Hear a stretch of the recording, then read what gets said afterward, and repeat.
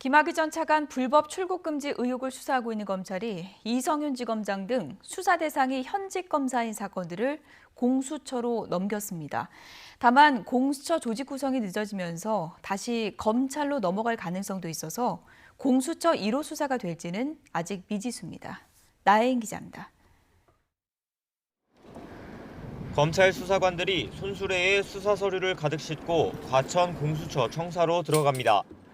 김학의 전 차관 출국 금지 과정의 위법성을 수사하는 검찰이 피의자들 가운데 현직 검사 사건만 따로 떼 공수처에 넘긴 겁니다. 김학의 사건 자료인가요? 잠시만 지나갈게요. 인척되는 거 맞죠? 김학의 사건 맞죠? 수원지검은 다른 수사기관이 검사 범죄 혐의를 발견하면 공수처에 넘겨야 한다는 공수처법 제25조 2항에 따라 해당 부분을 이첩했다고 밝혔습니다. 공수처로 넘겨진 수사 대상엔 이규원 당시 대검찰청 과거사 진상조사단 검사와 이성윤 서울중앙지검장 등이 포함됐습니다.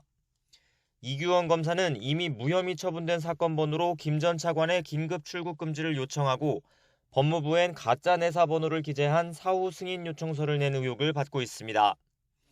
당시 대검 반부패 강력부장이었던 이성윤 지검장은 위법 소지를 알고도 외압을 행사해 수원지검 안양지청의 수사를 막았다는 의혹을 받습니다. 올해부터 시행된 공수처법에 따라 김 전 차관 사건 일부가 이첩됐지만 공수처 1호 수사로 기록될지는 불투명합니다. 공수처는 아직 검사 인사위원회도 꾸리지 못하는 등 수사 인력을 제대로 갖추지 못한 상황이라 수원지검으로 사건을 다시 넘길 수 있다는 관측도 나옵니다.